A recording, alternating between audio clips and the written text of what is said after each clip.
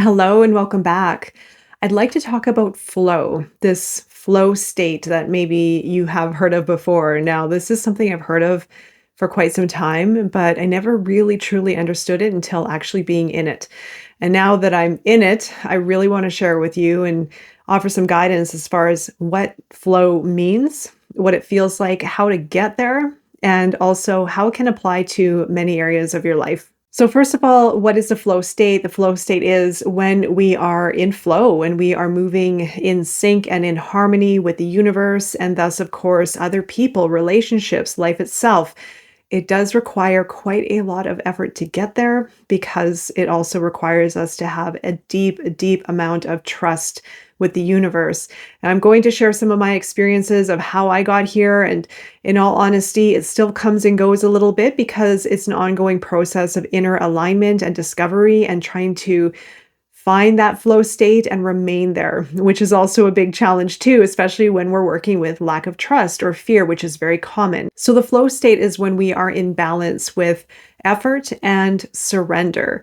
When we are working towards our goals, but not putting extra pressure on ourselves, remaining in a place of calm and trust and ease while being in surrender by letting go of the pressure and the fear and the worry and the doubt and allowing for life to unfold naturally, right? Like I said, it's easier said than done, but trust me, this is going to be one of the biggest payoffs that you will ever experience when you are going through your journey of self mastery and self discovery, working on your fears, working on the good old shadow. But achieving flow is one of the great gifts and rewards that you will receive. When you're in flow, things feel right, obstacles become lesson, and you feel deeply connected to life.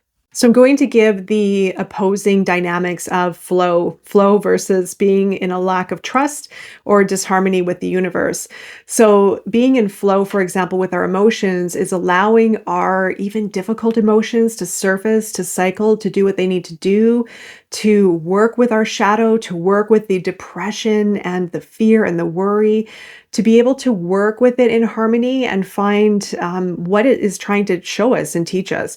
Even working through difficult relationship complexities can also show us where we need to find more flow by going into some of the more harder emotions and harder aspects of ourselves. When we're not in flow, we could constantly find our mind on. We can make life extremely complicated, more complicated than it needs to be. We'll put pressure on others. We can distort reality and distort situations. We can overreact to certain situations. And we can even find ourselves trying to push emotions aside or even difficult relationships or difficult moments in our life rather than going through it and into it, because that is also where we find our flow. It seems counterintuitive. It seems a bit difficult to understand when we're used to operating a certain way, but it's often, I feel, an often response to difficult emotions or difficult feelings or sensations is to stop it, or is to live in it by perpetuating the story. These cycles that we can find ourselves in when we are going through depressive states of depression, when we're going through states of down, when we're questioning ourselves and relationships, or when we're in an anxious time or feeling low, all of those moments offer us an incredible opportunity. And this is the dedication of my channel, is to allow us to understand how to navigate those aspects of our being, those times in our lives, so that we can grow through them. When we grow through them, giving ourselves some time, finding patience, the surrender aspect, of course, and paying attention to some of those negative emotions and feelings and sensations, that is where we grow. That is where we are reborn. That is where we get to change. And I know it's uncomfortable, and sometimes we may want to stop it and be hard on ourselves. But if we try to stop it or escape it or be hard on ourselves or hard on the process or life, we're just making it harder on ourselves and harder on the process. Finding flow means to work with our emotions, to understand what our emotions are trying to tell us, what are the lessons that we might need to learn, where is the fear overriding our experience and creating these more negative or destructive or unhealthy patterns, and how can we allow for more grace and openness and expansion and that surrender and trust to find more movement in these times, in the time of difficulty. When we are in flow with relationships naturally will have more harmony and balance. There will be an easier opportunity for working through challenging aspects with relationships. There will be an easier opportunity for great communication and to have a great deal of emotional intelligence and to find ways through relationship difficulties for a harmonious outcome. When we're not in flow, then our fear is going to be taking over. There's going to be resistance. We may distort a certain situation, or we may put ourselves in situations and relationship dynamics that are not healthy for us, that are not conducive for meaningful connections, balanced connections, harmonious relationships, etc. When we are in flow, we will naturally be able to navigate difficult times in a harmonious way, being able to discuss maturely and at an emotional, intelligent level through difficult situations, and of course also attract people who are going to be on that level as well. Finding flow with work means that you'll find meaning in your work. You will find meaning and value with what you're doing. You'll find passion that fuels actions. You'll find opportunities that align effortlessly. Success will come with ease. You'll work with people you love to work with, and you'll be able to work through challenges in a very balanced and harmonious way. Without flow, however, you may feel stuck, uninspired, or even dreading work. You might be chasing goals that don't resonate, forcing a career path for security rather than fulfillment. Finding a flow with the body means that you are tuning in with your body, that you are attuned and you're listening to your body's responses. Now, remember, your body is your biggest communicator. It's the last resort for what's happening within yourself on a deeper level. So when you're in flow, you're tuned in more. You're listening to how your body responds when you eat certain food. You listen to your body, how it is communicating with you during maybe times of stress. Tuning into your body is going to be actually a superpower. And when you are in flow, you will naturally know when your body is trying to communicate to you rather than maybe suppressing it or not paying attention or charging forward in a headstrong manner in life, which a lot of us can find ourselves in that mode. I've been there myself, but when we are in flow, we are tuning into what we are eating, what we are drinking, how our body is responding to all the different aspects of our life, and how our body is maybe even trying to communicate to us, maybe if we're carrying burdens of stress or fear or anxiety or worry or sadness, our body will try to communicate this to us and allow us to look deeper within. When we are in flow, we're going to have greater energy levels. We'll be able to respond to our body better. We will also be able to decode our body's symbology and allow ourselves to understand what our body is trying to communicate and how we can better our life or improve our life in order to heal our body, but also to find more flow within ourselves. When we are without flow, we may ignore physical signs, overindulging or restricting out of emotional need. This means we will be disconnected from the body, experiencing frequent burnout, chronic stress, or physical symptoms. All right, now this is my favorite topic because it's something I've had to work on myself. I feel we can all relate to our relationship with money, the flow with money, and this is going to be tied into our career as well. If you are self-employed, if you are wanting to start your own passion project, your own business, or if you're working for someone, the abundance factor is going to be tied in with your career and how you feel about your self-worth. And self-worth, truthfully, is going to be relatable to all of these quadrants, all of these areas of relationship and life and our ability to cultivate abundance. Now, remember, abundance is everywhere. Abundance is not just money. And if we are looking at money in a very singular manner and factor and placing a lot of stress and pressure on it and almost putting ourselves on a trajectory of making money, and that's all we can see and that's all we can acknowledge in life, then we're missing so many more complexities and dimensions of our existence. And we're also missing the true connection with abundance and what that means. Abundance is part of flow, is part of when we are acknowledging the abundance of life, when we are seeing the abundance in nature, when we are seeing the abundance in our body, when we are seeing abundance and feeling abundance, most importantly, with life itself. When we are in flow, money flows naturally, aligned with purpose and value exchange.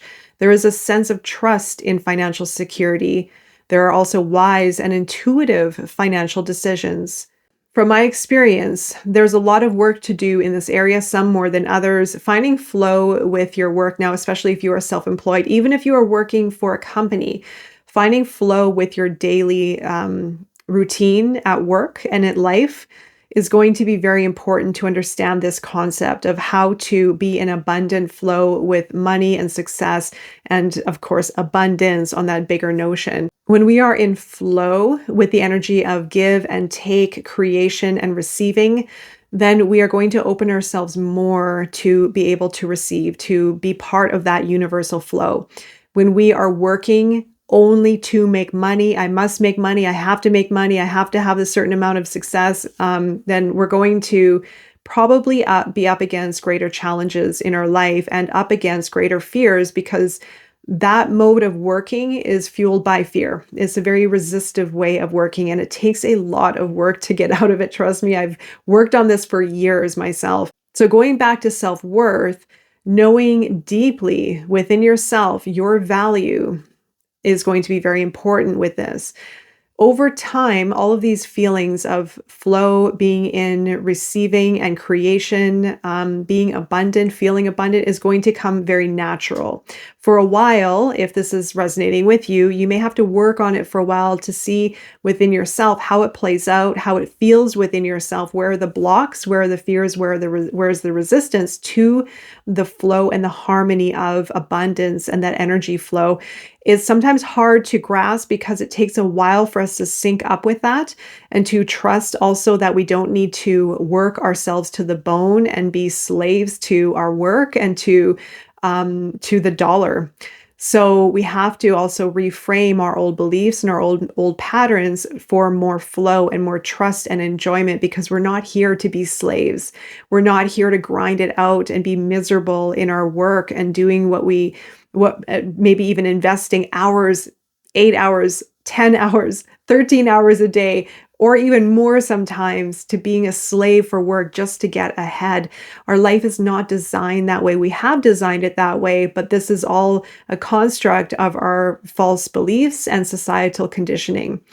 To find more flow is for you to really ignite your limitless potential. It's really to connect with your limitless potential to create the life you truly want.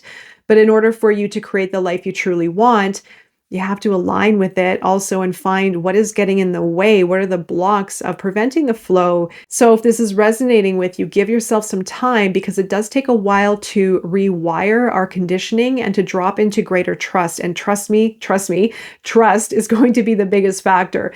Trust is going to be the biggest factor behind all of this. And I've talked about this many times before. I feel trust has been lost with many of us in society.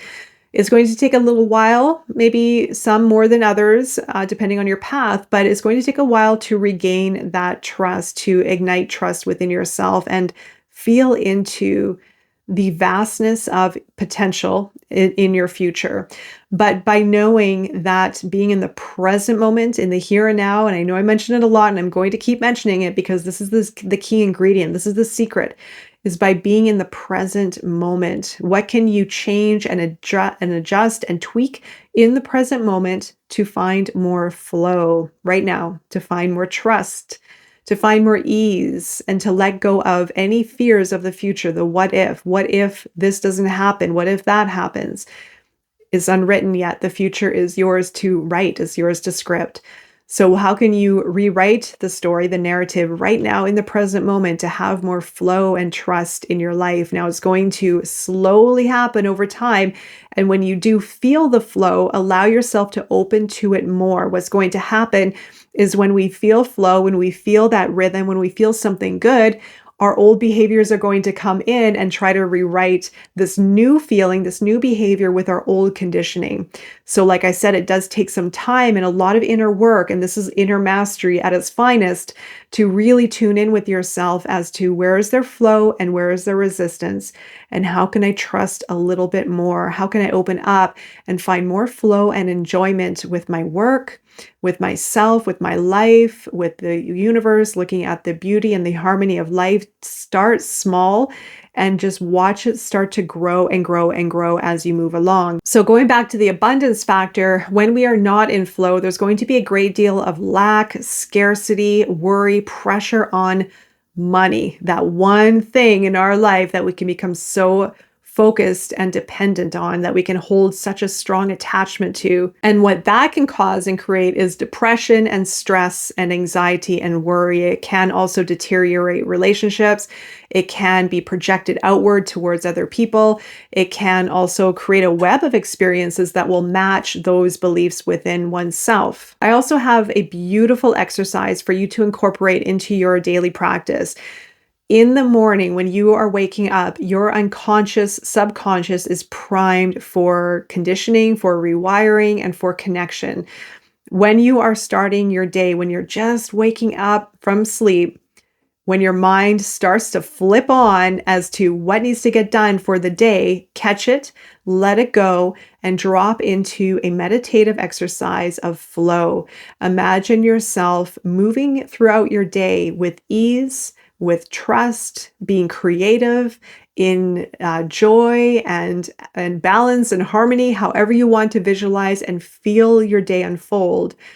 Drop into this meditation of visualization and sensory meditation. You want your body to feel the feeling of being in flow, of being in harmony, how you want to move through relationships, how you want to move throughout your day, how you want your work to be, how you want your day to be, and allowing for yourself to trust that flow and that movement and visualize it happening. Feel it within your body, moving through the day, almost drifting through the day, flowing through the day. What does that feel like? This will allow your unconscious, your subconscious to prepare for the day ahead. Now, on the contrast, if we don't do this exercise, we can wake up in the morning, we can feel stressed, we have a massive list that we need to do, we'll start becoming anxious, we'll feel the pressure, we might get worried, we might get angry. We're setting ourselves up for that type of day when we start our day off as soon as we wake up in that mode. So it's going to be crucial during the morning moments when you first wake up. How do you want your day to be? And put yourself in the visualization of it. Put yourself in a meditative state and feel into how it feels, how good it feels, how easy it feels, how much you can get done, and how much time you can spend doing what you love. However it resonates for you, whatever you want to put your focus towards, allow yourself to feel it within your cells, within your body, within your heart, and feel it as to be your truth. So when you connect with it in such a deep way, you will start to notice your day unfold a bit differently. You'll start to notice yourself dealing with maybe complications a little bit differently. You'll start to notice yourself dealing with stress a little bit differently. You'll start to notice yourself being calmer and more trusting with the rhythm of life. So that summarizes flow. I'd love to hear if you are experiencing flow in your day, or even if you are experiencing resistance. I will do my best to offer some guidance as well. And if you would like additional content, find me over at Substack on the Odyssey of Self. There's a lot going on over there as well. I'd love to see you there. And then wishing you all the best on your path forward and beyond. Take care.